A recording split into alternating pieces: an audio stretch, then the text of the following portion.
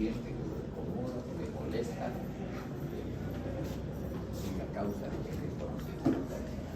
Entonces lo que tenemos que hacer es indagarnos por la causa. Entonces tenemos que definir primero cuál es el problema.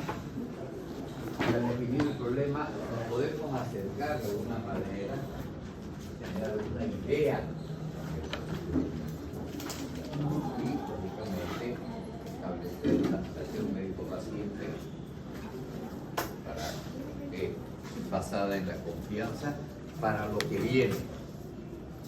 Porque lo que viene son pocas las profesiones en las cuales existe una relación con el cliente, llamémoslo así, para que se suene fuerte, en el cual yo tengo contacto físico y a veces hasta íntimo e incómodo con el que estoy atendiendo.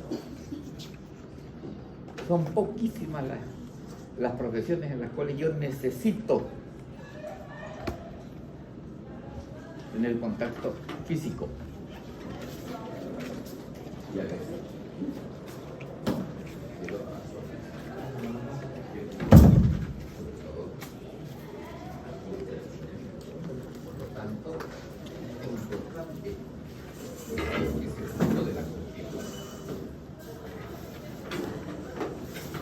pasamos al punto 2, después de haber definido el problema, vamos a empezar la exploración física. Fíjense que en su evaluación muchos estuvieron muy bien en la parte de la anamnesis, pero muy mal en la parte del examen físico. No está claro cuál es el objetivo del examen físico o para qué hago, ¿no? Muchos me han contestado cómo se hace, pero no me dijeron para qué se hace o por qué se hace.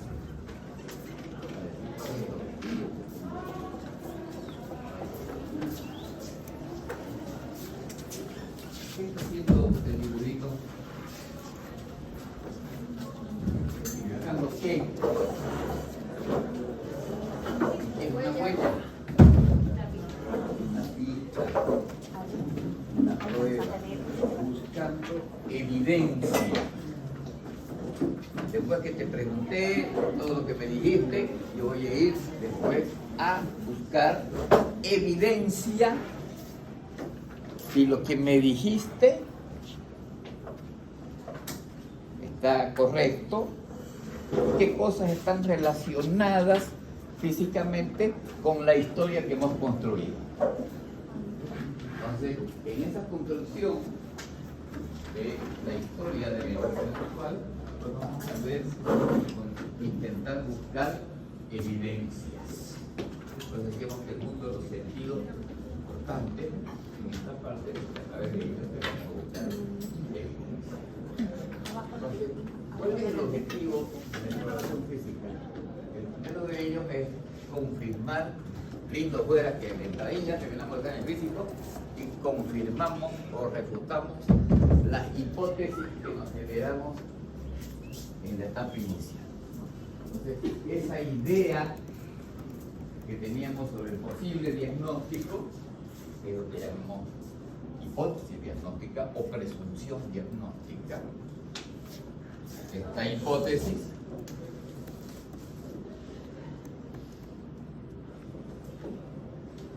en el paso 2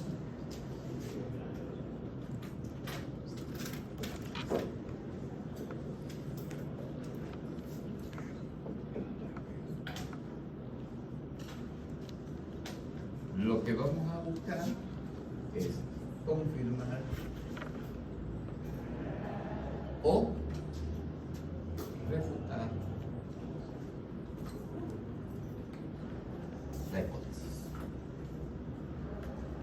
Me había hecho la idea, dice, paciente de sexo masculino, 32 años de edad, que viene con un dolor abdominal de inicio progresivo localizado en la fosa ilíaca derecha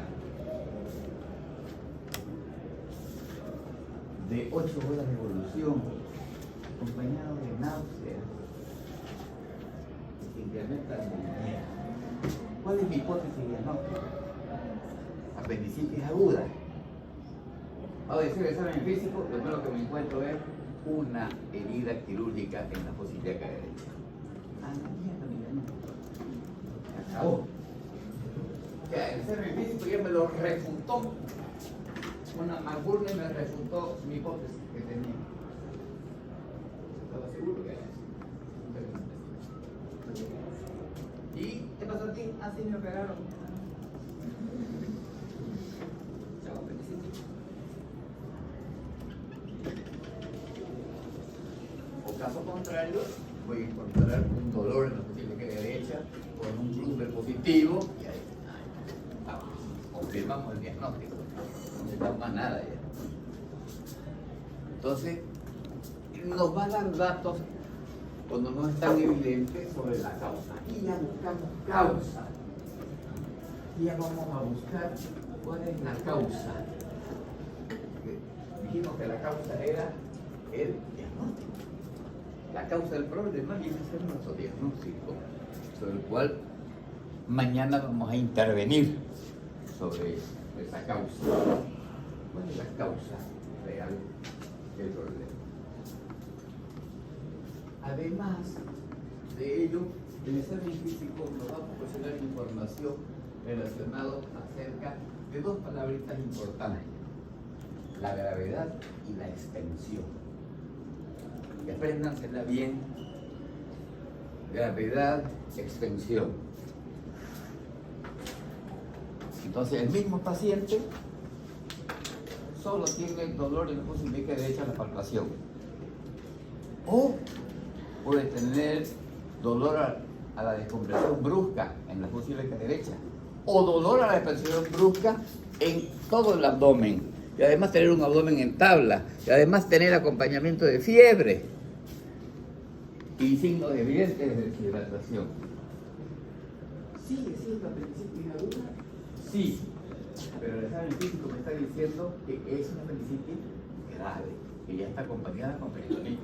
Ya no es una apendicitis simple, porque la extensión de la enfermedad ya sobrepasó la zona anatómica del apéndice. Sigue siendo el diagnóstico, pero me está diciendo que está extendido. Y si mis signos vitales están alterados, está más grave. Gravedad. ¿A qué llamamos gravedad de una enfermedad?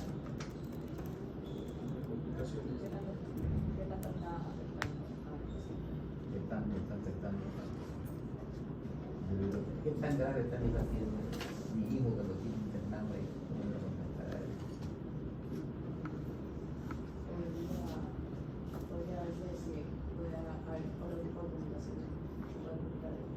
Puede comunicar con qué. Por ejemplo,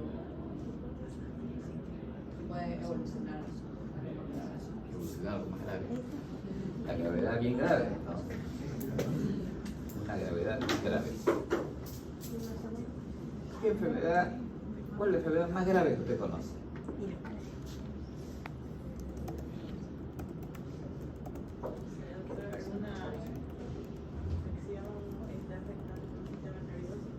Una infección del sistema nervioso. Una meningitis. Una encefalitis. ¿Por qué considera que eso es grave?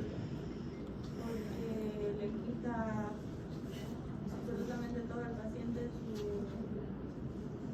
su independencia. Su independencia. ¿Qué es grave por acá? ¿Alguien tiene otro concepto de gravedad? Peritonita y tiene riesgo vital. Que tiene riesgo vital. Aquí estamos hablando de muerte.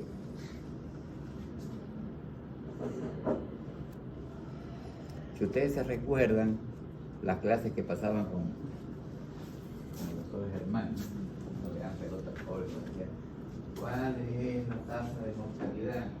¿Cuál es la tasa de letalidad?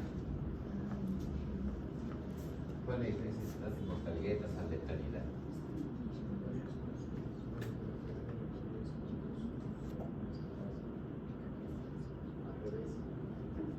Mortalidad, puede medir la mortalidad en un servicio de cirugía, número de muertos por número de pacientes atendidos. Pero cuando digo número de pacientes con diagnóstico de apendicitis, o sea, número de muertos por diagnóstico de apendicitis sobre el total de los pacientes que tuvieron apendicitis. Esa es tasa de letalidad. Y la tasa de letalidad me indica la gravedad. Una enfermedad es más grave cuanto mayor probabilidad de muerte es. O por complicación, o por la situación general de la situación. La tasa de letalidad me mide la gravedad. Entonces, bien grave está. O sea, que está una cosa seria. Para nosotros, gravedad implica probabilidades de muerte. Entonces, es importante que en el examen físico, yo voy a medir los signos vitales y voy a ver la parte general y dar cuenta que el paciente tiene alteraciones hemodinámicas y sistémicas como una enfermedad, o no las tiene. Entonces, si las tiene, entonces estamos hablando de que estoy identificando que el paciente está en un signo de respuesta inflamatoria sistémico, que está en sepsis, además de esos requisitos.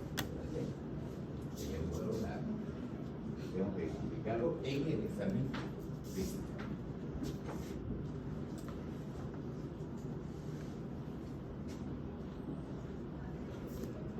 El examen físico también ya me permite generar información para la toma de decisiones.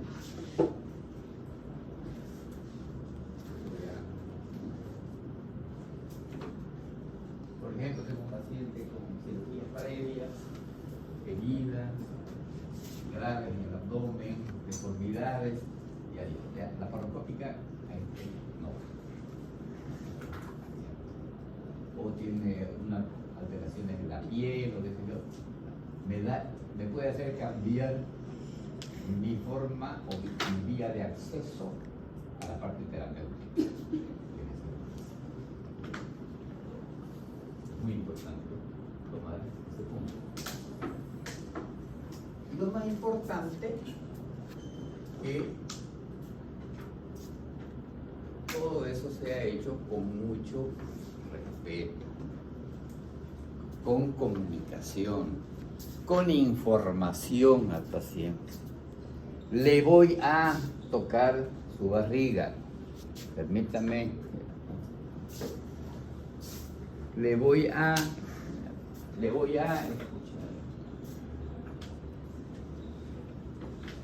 Y la otra no puede ser brusca.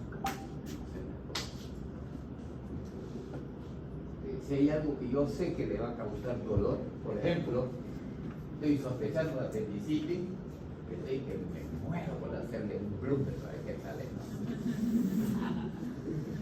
Le echo un samurai. Eso le va a causar un dolor tremendo. Porque después de esa no lo agarra más. Si tiene necesidad de hacer un examen rectal o un examen vaginal, porque después de eso no más nada. Hay que precautelar la dignidad del paciente y hacer todas las maniobras con mayor discreción preventiva posible. Muchas veces en los hospitales no se puede porque para las muy grandes, bueno, pero existen como existen formas de desnudar ahí, mirando, viendo, es muy incómodo. ¿No hay cama? No. Una silla. Una mesa.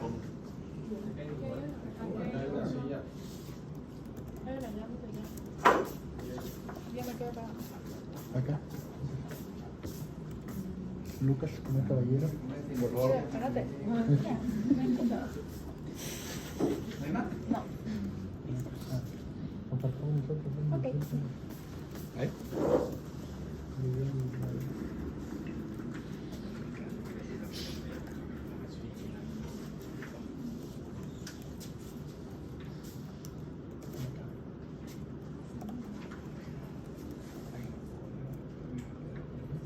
La técnica, obviamente,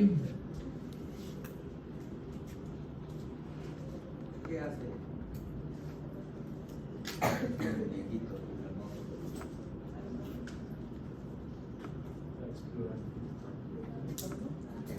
En un libro, esa historia la conoce todo el mundo, todos ustedes la conocen también. Estaba un señor de 4 patas, buscando debajo de un farol algo. Y le dice, ¿qué está buscando? Mi llave. Y le ayudo, ¿ya? Y después de un rato, ¿estás seguro que perdió la llave aquí? Y dice, no, la perdí allá en otro lado. ¿Y por qué no busca allá? Porque aquí no hay luz.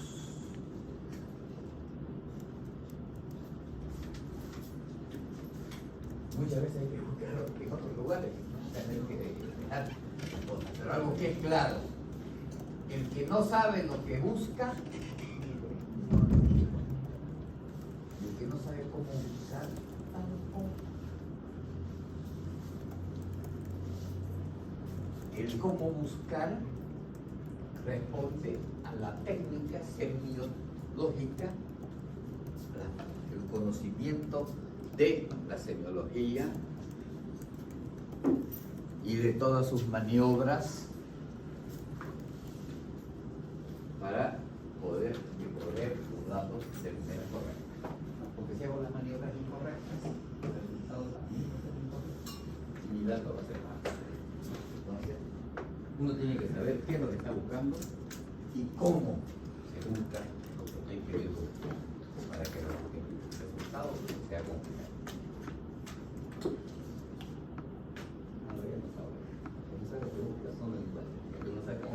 Tampoco lo.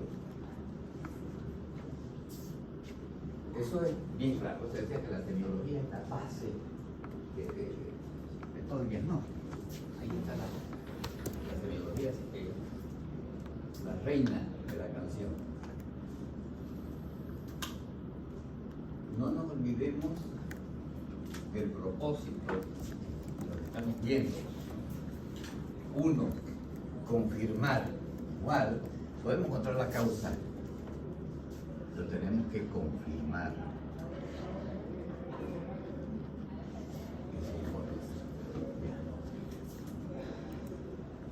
Para ver qué fue el tratamiento. Ser minucioso en el área problema. Es lo que le decía. Uno que dice en historia clínica, cabeza redonda, cejas bien pobladas, pestañas revueltas, ojos hermosos, nariz aguileña, labios carnosos. ¿Qué nos importa? Y después llegan al abdomen blando, depresible, poco dolor de derecha, amén.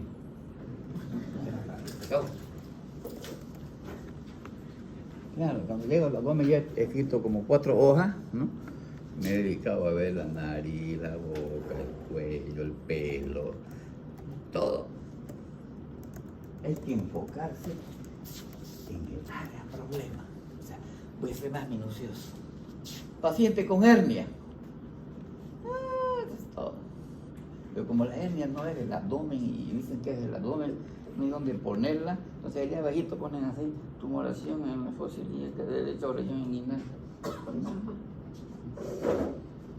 sea, todo el motivo y sin información no hacemos nada, porque se lo comieron, se lo saltaron, se dedicaron a las otras cosas y no hicieron enfoque en lo importante. ¿Me duele la barriga? Pues vamos. Entonces, ¿qué enfocamos? No quiere decir que dejamos de ver el resto. Hay que ser sistemáticos en el examen físico. Pero si no, hay que vínculo.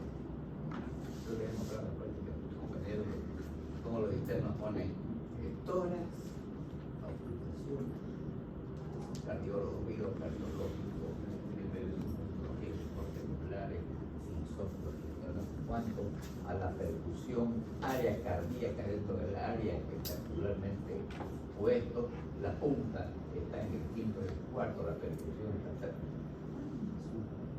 Vida percutió un corazón, si quisiera saber. Nunca, jamás. Pero ahí está. Y Y cuando llega a la zona que tiene que explayarse, naranja. 50. Entonces, tenemos que ser minuciosos en el área problema, sin dejar lo general, pero general pertinente, lo importante. Ya vamos a ver cómo vamos a hacer. La exploración física no solamente es serio para el diagnóstico, sino también para el tratamiento. Puede variar las cosas. Y también me da información sobre la gravedad y la extensión de la enfermedad. Muy importante recordar ese concepto de gravedad y extensión. Porque aquí es importante cuál es el diagnóstico de apendicitis aguda. ¿En quién? En un joven de 15 años. Un abuelo de 80.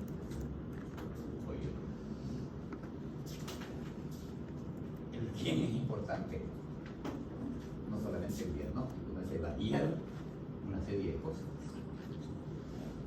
Descuidado, durante, posterior.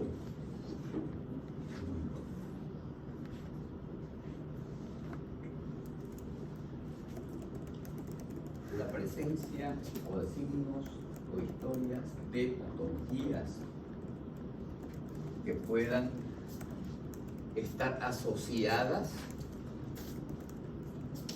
a la enfermedad que me puede terminar ser variada. Hay enfermedades que son clásicas, o un paciente impactado menos de 6 meses, paciente diabético, hipertenso, son pacientes que tienen cuidado especial, pacientes que toman medicación especial, corticoides, antineoplásicos, por actuaciones hematológicas, son pacientes que tenemos que tener cuidado para instaurar.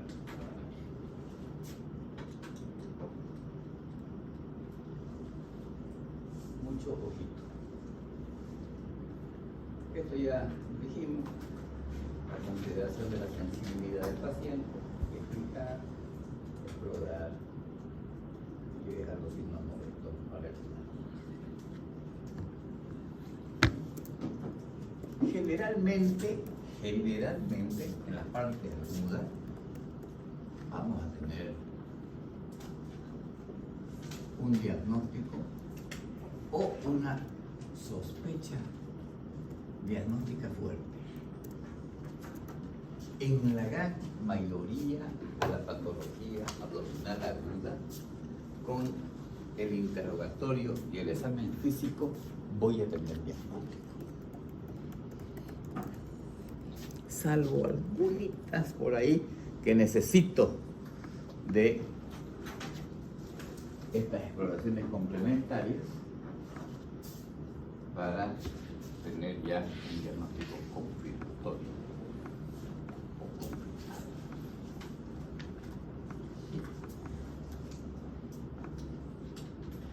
Pero resulta que no es así.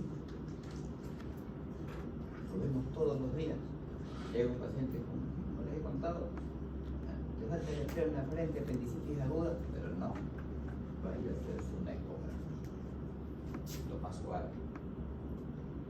Si no, somos bajo la tónica del respaldo.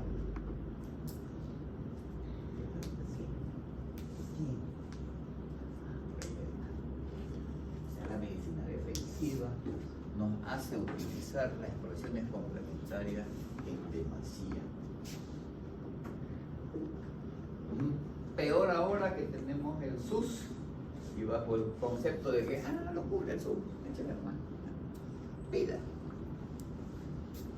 métale, ¿no? Van esperando ya que en mayo hablan de los resultadores de las polémicas que también personas ansiedad.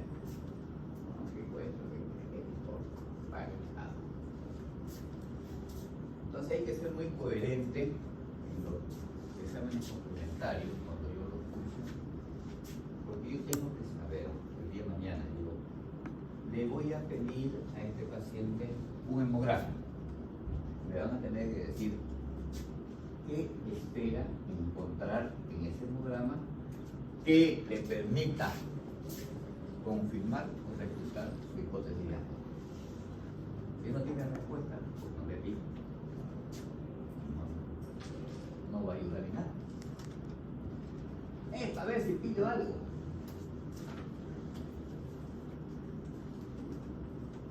Entonces no sabe. Entonces uno tiene que saber, en todo medio auxiliar del diagnóstico, tener presente qué espero encontrar. Y de ese resultado que me va a dar, ¿en qué me ayuda para confirmar o refutar una hipótesis diagnóstica? Sea un simple examen de orina o sea una resonancia magnética. Tengo que saber por qué y para qué elegir.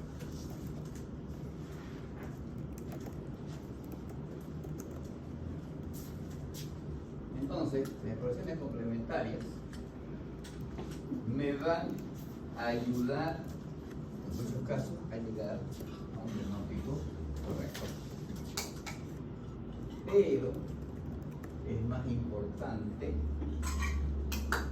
su utilización cuando existe duda diagnóstica. Cuando existe duda diagnóstica me va a permitir diferenciar esto de esto otro. ¿Hay esto? Ya, ¿no hay? No. Permite diferenciar, hacer diagnóstico diferencial.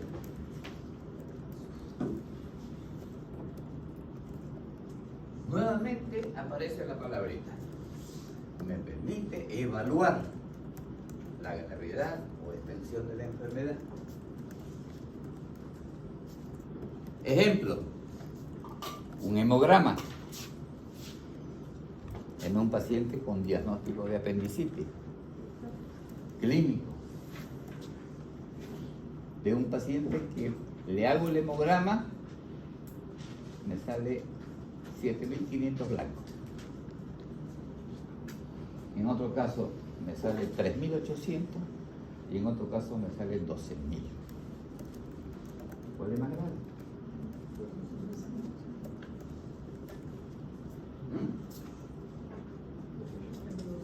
El de 12.000.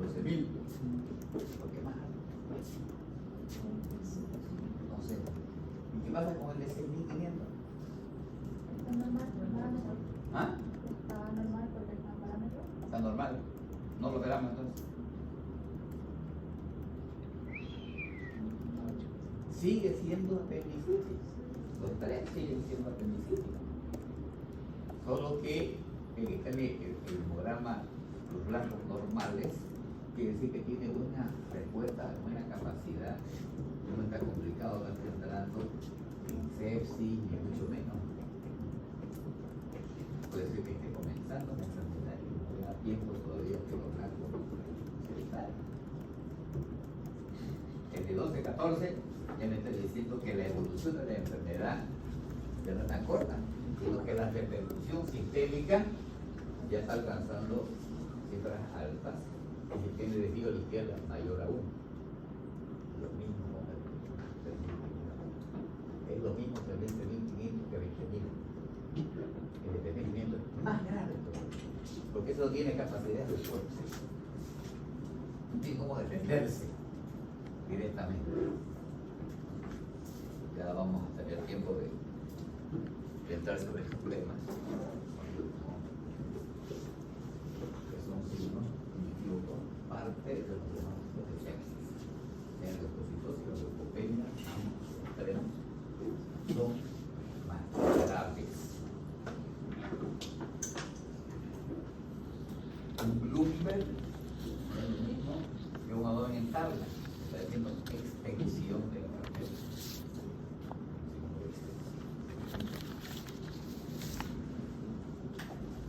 ¿Qué otros problemas tiene? Porque vamos a ver cómo está la función renal, cómo está la glicemia. Por ahí hacemos gasometría. Vamos a ver si tiene alteraciones hidroelectrolíticas. Nos va a permitir de alguna manera conocer cuál es la repercusión sistémica de la enfermedad o del paciente. ¿Vale? Por lo tanto,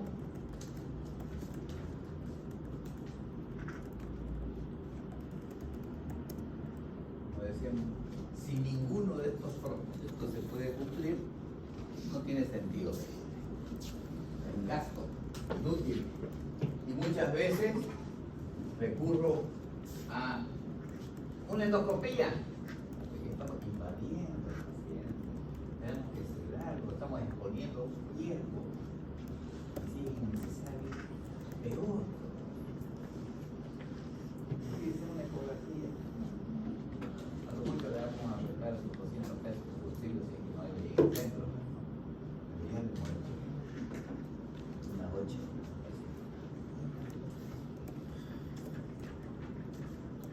Siempre tenemos que acostumbrarnos a llegar al diagnóstico con el mínimo del número de pruebas a realizar y no agarrar los formularios hospitalarios y comenzar tiqui, tiqui, tiqui, tiqui, tiqui, tiqui. Todo lo que hay, ¿no? Pues como decía un viejo médico ya fallecido, y no le ha pedido un examen de materia fecal.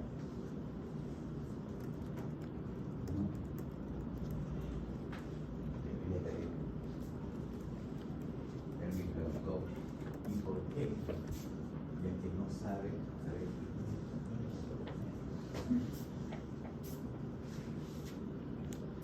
la cantidad de pruebas normales que se realizan en los institutos hospitalizados de la creen. Todos los, en medicina interna todos los días tienen exámenes patológicos. Más o menos a un paciente hospitalizado normal se le saca entre 80 a 160 ml de sangre de tanto análisis por cosa. La cantidad increíble. Volvemos al pico a ver qué encontramos. Acá en una ecografía por ahí pillan algo.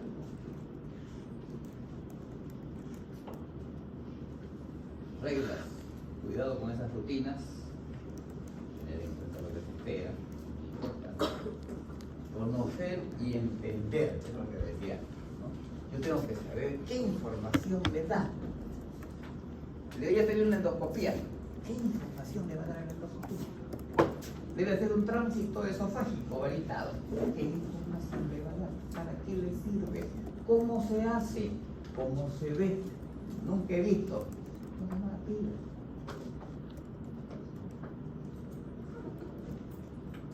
Pedimos la ecografía y estamos sujetos a lo que nos diga el ecografista en su informe, porque no sabemos leerla siquiera. No pueden mentir olímpicamente, no pasa nada. Mucho más cuidadoso con las exploraciones invasivas. Eso sí hay que pensarla mucho, porque ya estamos entrando en invasiones que pueden complicar ninguna de las dos. Lo peor que nos puede pasar es: vamos a esperar que nos llegue la resonancia para ver qué hacemos. Que si el paciente es yesca, bueno, se va a morir sin diagnóstico, porque no va a conseguir nunca, porque mi decisión estaba sustentada en que se haga una resonancia o no hago nada. O se hace la ecografía o no. Muchas veces no hay forma. Como decía antes, era muy complicado porque no había seguro y si el paciente no tenía la plaza, pues no había cómo hacerse. Y ahora que hay todo, somos de más. Pero no hay que retrasar nunca la decisión de hacer algo cuando ya he sobrepasado el umbral de decisión. Ya tengo el diagnóstico, casi certeza. Pero quiero un poquito más. Ese poquito más puede ser un problemón de complicaciones que voy a retrasar 12, 14, 24 horas una cirugía. Va a ser lo mismo.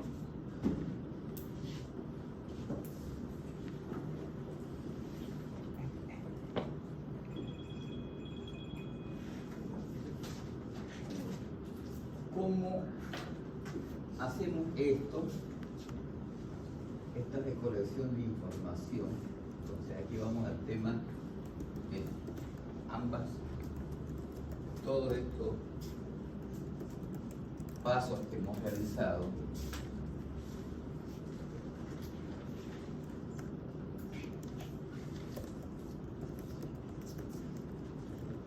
Se quedan dentro de la historia clínica. Y ahí donde está metido todo lo que le preguntamos, lo que dijimos, lo que examinamos, lo que el interno escribió, es parte de un juicio también. Ahí está, lo escribió. Entonces, tener mucho cuidado con el tema, porque es sobre eso que yo voy a valorar y voy a seguir al paciente.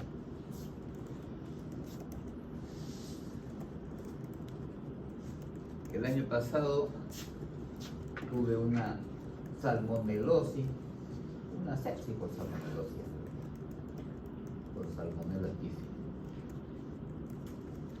Y ingresé por la emergencia y en el diagnóstico inicial pusieron gastroenterocolitis aguda, interrogado salmonelosis. Y hasta que me fui al hospital, todo el mundo me preguntaba, ¿y cuántas veces hizo diarrea? ¿Cuánto? Nunca tuve diarrea. Pero aquí dice, y a mí no me importa que diga, ¿no? Nunca tuve. Pero en la historia clínica las conté 27 veces, decía en la historia clínica que yo tuve diarrea.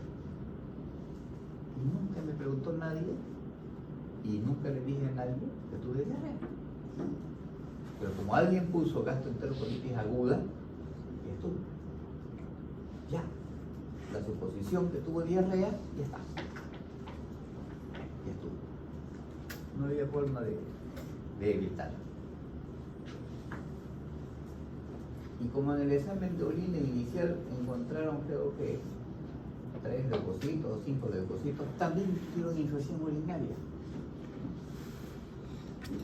Y me hicieron hacer una ecografía urinaria porque había esos leucocitos. El diagnóstico era muy claro. Lo que pasa es que después estuve indagando yo, ninguno de los que me atendió había visto jamás una salmonelosis. Nadie. Nadie lo vio. Si nunca he visto, yo les decía, ustedes me vieron muy bien. Después de 3 litros de Riga, y después me agarró una fiebre de casi 41 con el calofrío que me iba a romper el sillón en la emergencia, tanto que lo sacudía, como si fuera una confusión. Eso se llama, son fiebres por bacterias. Que son pocas enfermedades que producen eso, la salmonela, pero ninguno había visto. Entonces, el diagnóstico me lo llevé yo conmigo. Yo cualquier cosa, nadie lo había visto. No puedo reconocer lo que me dicen. Es muy difícil. Esa enfermedad es rara, porque pasa que antes era muy común y ahora cada vez más rara. Entonces, no hay.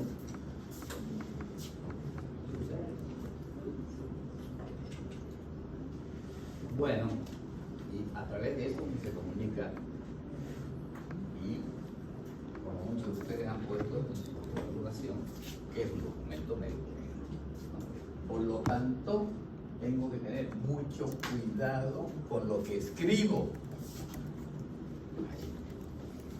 No puedo inventarme, no puedo falsear información. Mañana puedo meter preso a alguien, o yo voy preso. Y obviamente que sirve para investigación. Estos datos clínicos que he recogido en el proceso diagnóstico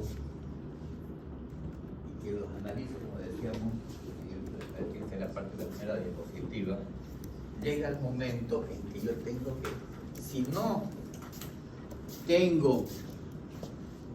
no llego a contestar la pregunta, ¿cuál es la causa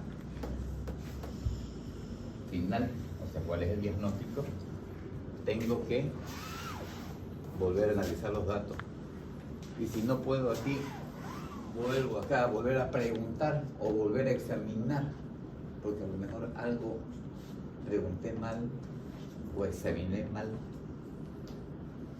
para ver si finalmente puedo identificar cuál es el problema y cuál es la causa del problema.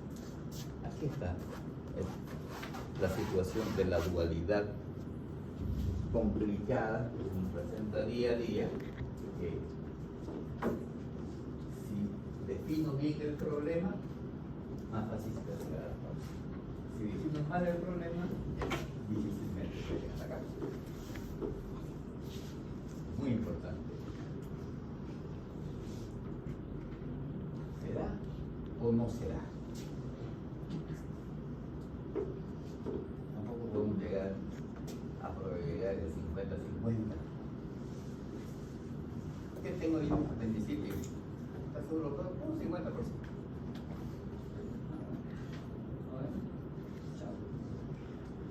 Es verdadera la información, ese es el problema del paciente.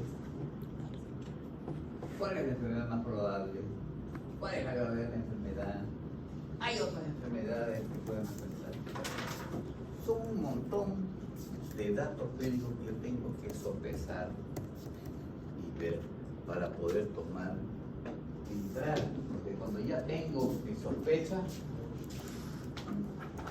decíamos que comienza otro proceso. Este es el proceso diagnóstico, este es el proceso de toma de decisión terapéutica.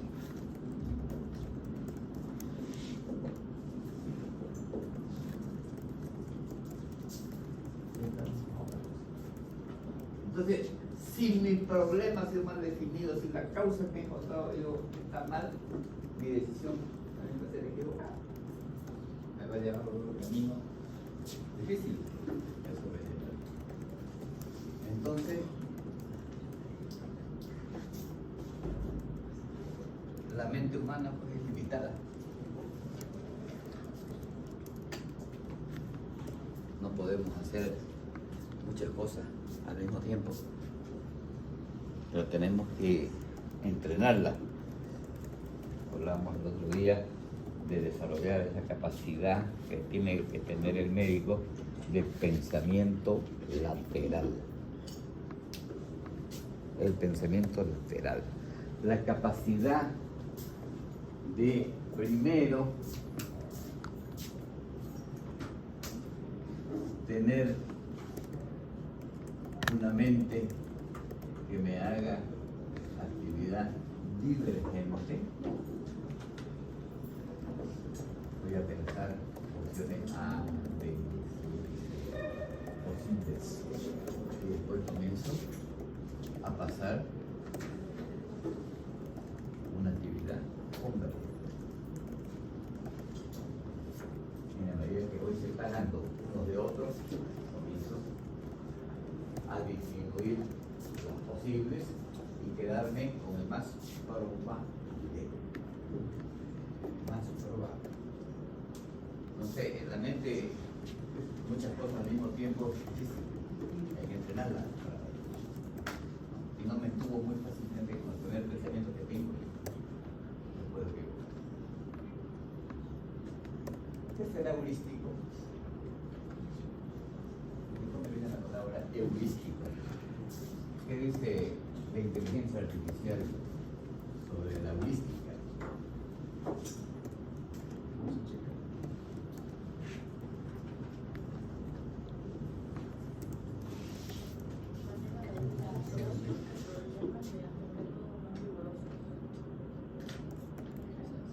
Es un método clínico que permite llegar a cero utilizando otros instrumentos, otra forma de pensamiento.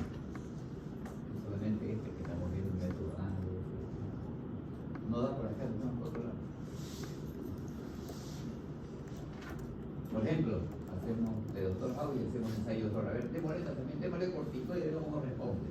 Porque si responde, pero no es esto, si no responde, no es lo otro. Es una heurística. ¿No? La intuición. Ese es un sentido bonito. Tiene muy bien eso. Pero séptimo sentido, la intuición. La intuición es la capacidad de encontrar conexiones a algo que visiblemente no existe. Pero puede haber algunos indicios que no se difícil, técnicamente. Es lo que yo me siento que es esto. Se me hace que, amiguis, algo está pasando. Estoy creando una flexibilidad, otra forma de ver las cosas que me permiten llegar al bien.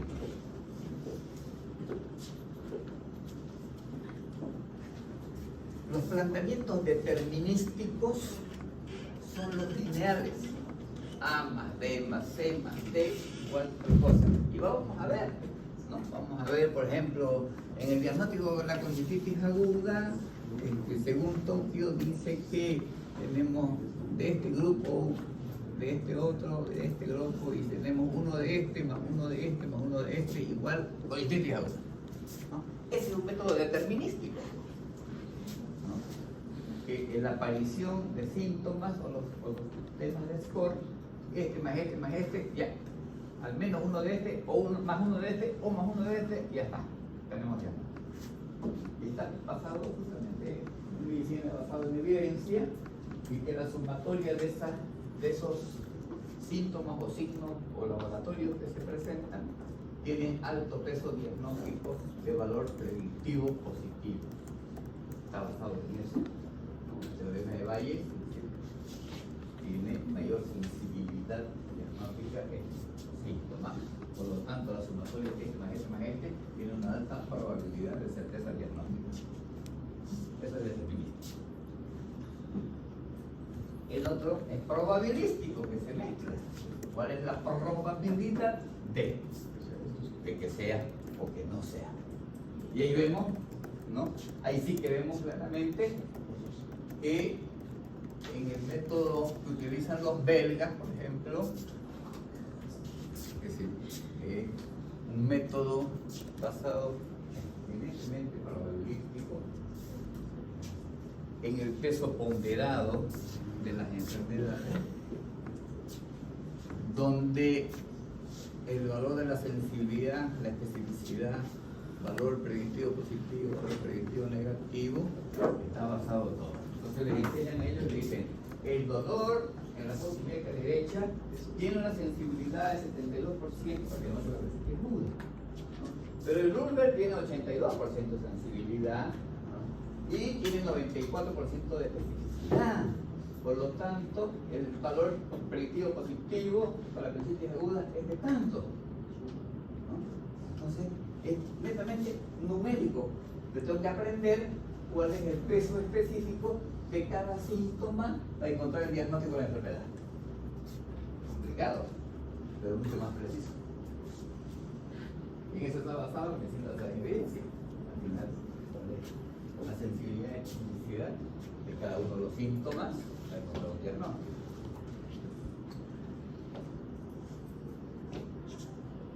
Entonces,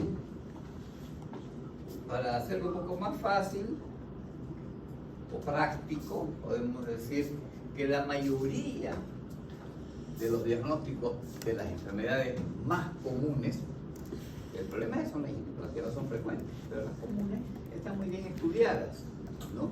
Y que están basadas en estas combinaciones entre síntomas y signos y algunos medios de diagnóstico que me puedan dar una orientación o una sospecha mucho más precisa. Entonces, uno puede decir, paciente con dolor abdominal de inicio súbito, localizado en el epigastrio, de altísima intensidad, irradiado a región lumbar derecha e izquierda en cinturón, se acompaña de vómitos frecuentes. Sospecha clínica, le hacemos una amilasa, tiene 853 amilasas. Difícilmente sea otra cosa, difícilmente. ¿Qué me puede confundir? Una úlcera perforada. ¿Le hago una radiografía de tórax?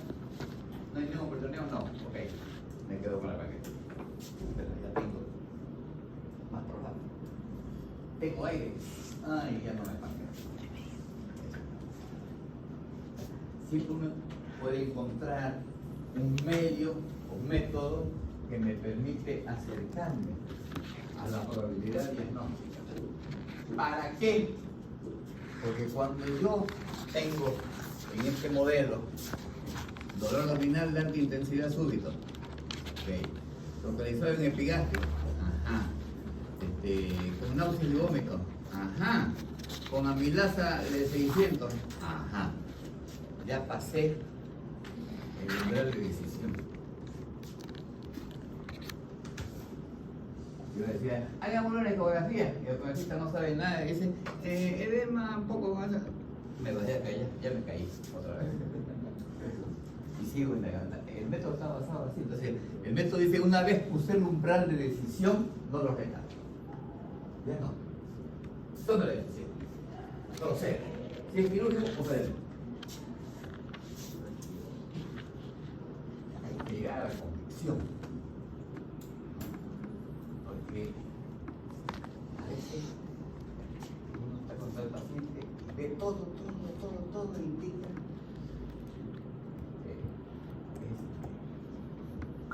en un caso es fantástico.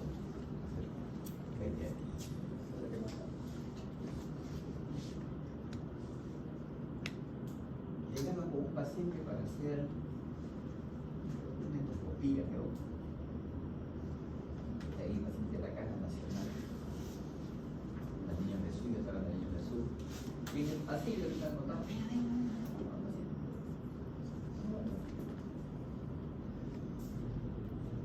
súper dolorido el paciente, un cuadro clínico con un examen físico que le faltaba el pero que digan, esto es un abdomen agudo brutal con una peritonitis.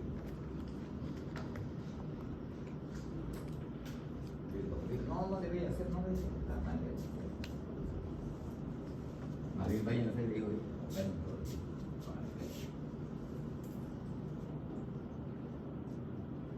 y salgo y la esposa me dice, ¿y de qué lo vamos a operar? Le digo, señora, la verdad, no sé de qué lo vamos a operar. Pero todo lo que indica es que necesita operarse para saber cuál es la causa, porque la causa no la sabemos. Sospechamos alguna perforación de algo, pero no hay información clara de qué es lo que está pasando. Pero yo te digo algo, esa barriga está diciendo opérenme, háganme porque ahí está el problema. Y no vamos a resolverlo antibióticos ni con suerito, hay que operar. O sea, no hay diagnóstico, pero sí hay decisión quirúrgica. ¿Me entendés?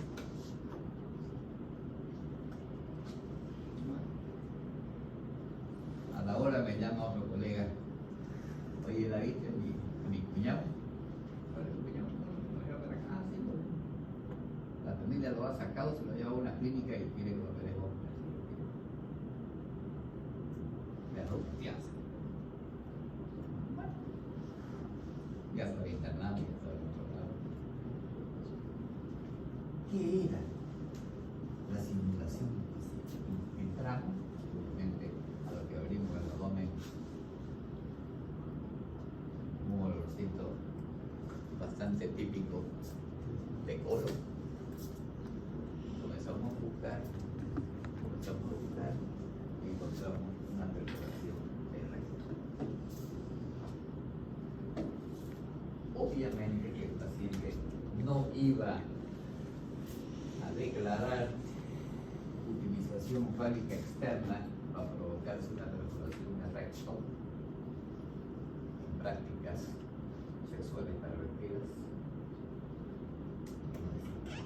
Entonces, esa información faltaba, ese dato faltaba, porque empezaba perforación de estómago, no sé qué, no sé cuánto, había ahí un poquito arriba. No había, pero lo que había era peritoneo. Y había que operar.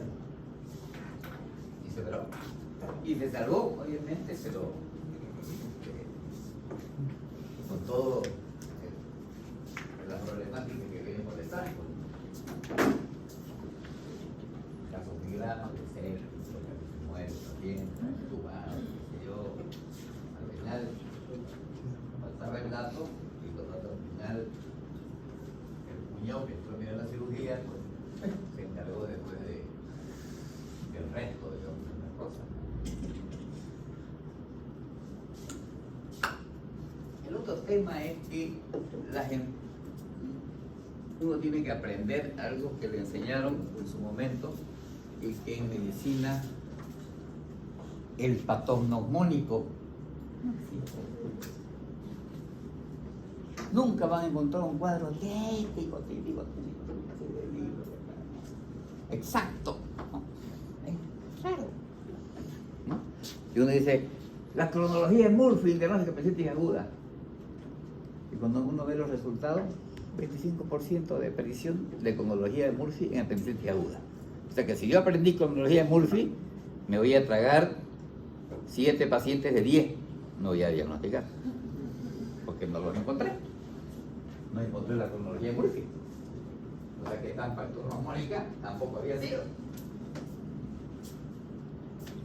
Entonces, no nos confiemos en las cosas típicas. El otro día les comentaba de ese cirujano que estuvo dando vueltas por el 8 horas. Ni él se diagnosticaba, ni los colegas que lo vimos ahí no lo diagnosticamos que era una apendicitis, pero con manifestaciones infrecuentes. No estaba claro. Era una tetrosectal, no daba muchos signos peritoneales, había dolor, y nada más que dolor localizado, pero y al final terminó siendo una crisis aguda, con una base ya fea, de la ruptura, no había diagnóstico, 48 horas dando vueltas, hasta que al final, ¿sabe qué? Hay que operar. Típico es un problema. Y la otra cosa, no busquen el 100% de la certeza diagnóstica, porque no la van a encontrar. El único que me da 100% de diagnóstico, ¿quién es? El patólogo o el que hace la autopsia, ¿no? Ese que me va a decir cuál es el problema o de qué murió. Mientras tanto, yo me muevo en probabilidades. El diagnóstico más probable es este.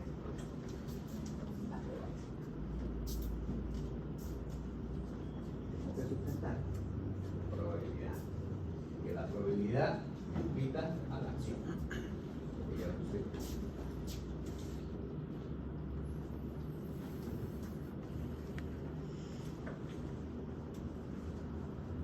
Los síntomas o signos pueden tener más de una causa.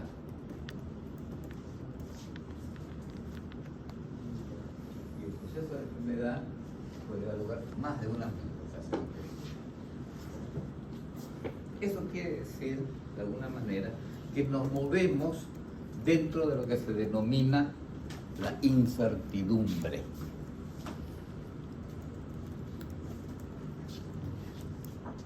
¿Y qué es lo que mata la incertidumbre?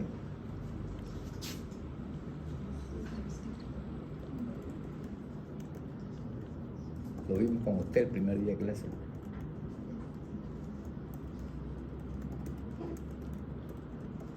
¿No se acuerda? ¿Quién se acuerda? ¿Cómo se apellido? Antelo.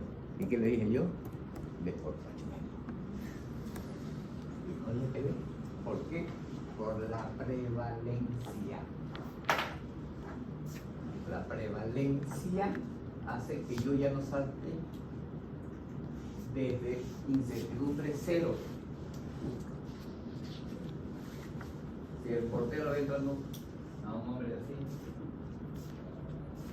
la probabilidad de que sea apendicitis aguda va a ser muy alta. Pero si es una mujer así, se cae esa probabilidad al 100%. Por prevalencia. Si yo cierro los ojos y escucho,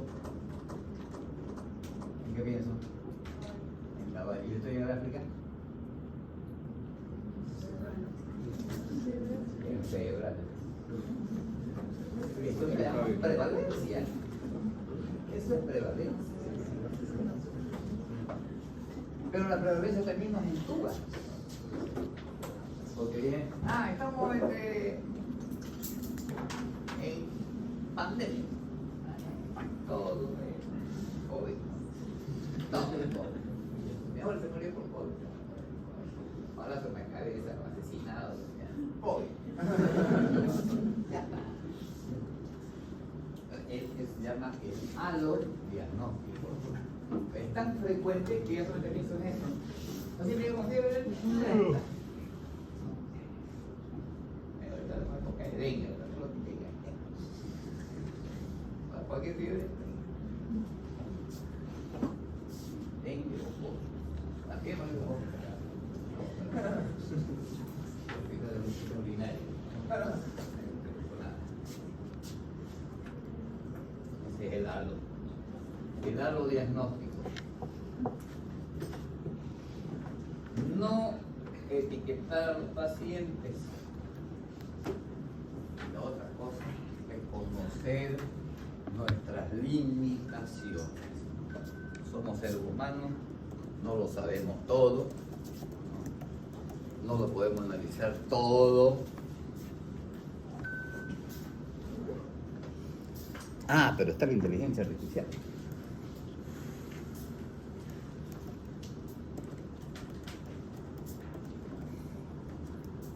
Un paciente con diagnóstico no muy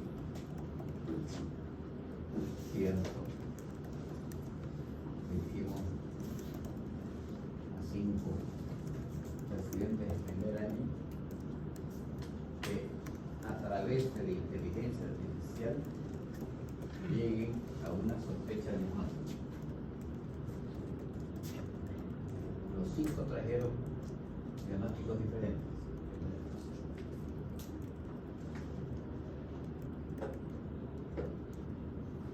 ¿Cuál es la inteligencia de ese dicho artificial? ¿De quién es la inteligencia?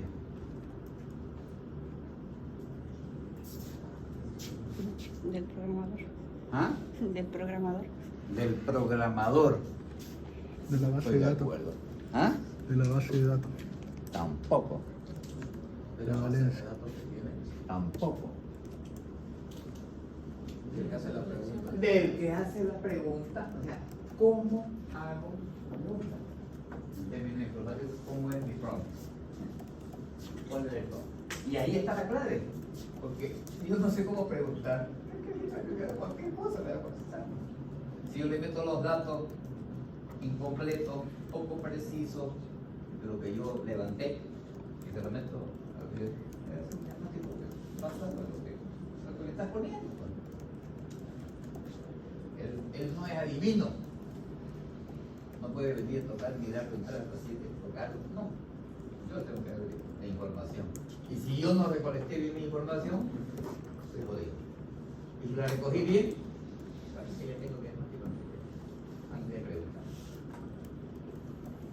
Entonces, las limitaciones humanas son importantes, pero el apoyarse mucho en estas tecnologías también puede hacer un daño del no el desarrollo de la capacidad de pensamiento que tenemos para ser buenos médicos. Bueno, esta es la información jugar con las probabilidades, de ser brillante, voy a soltar jugada y decir, ya, lo vamos a hacer así. No pasa nada.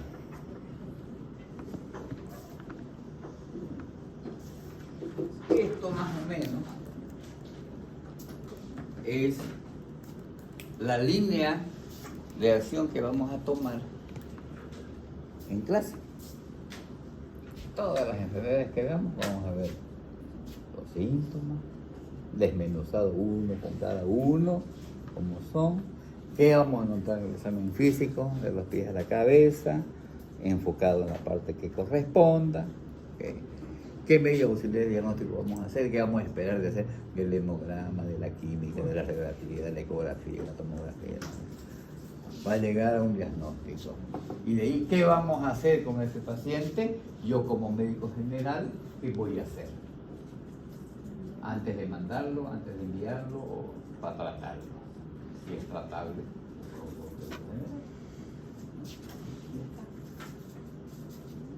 Ahí. Pero tengo que tener, como le llamo, mi método, mi línea.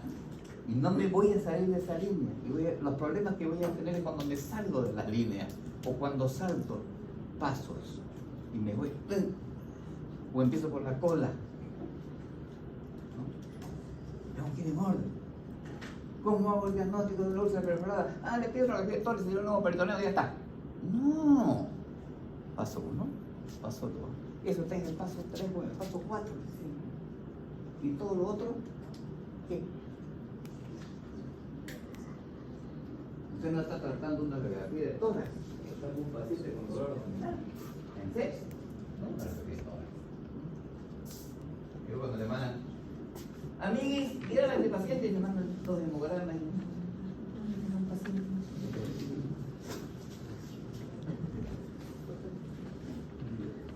Sin ningún dato, sin ningún contexto, sin nada.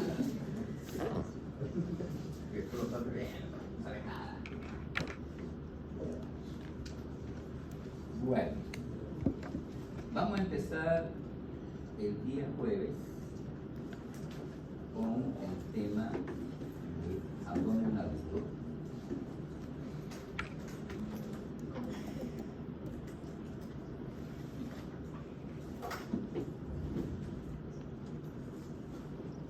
Ligado a ese tema está el de peritonitis.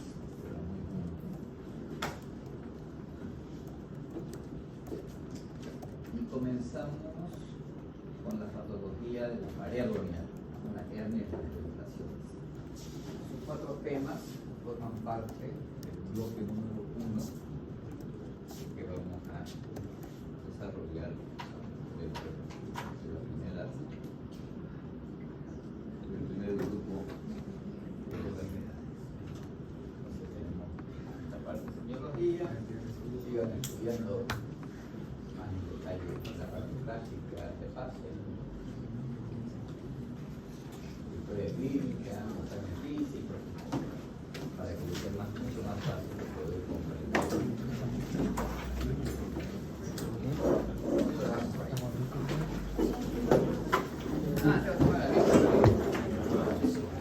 Listo.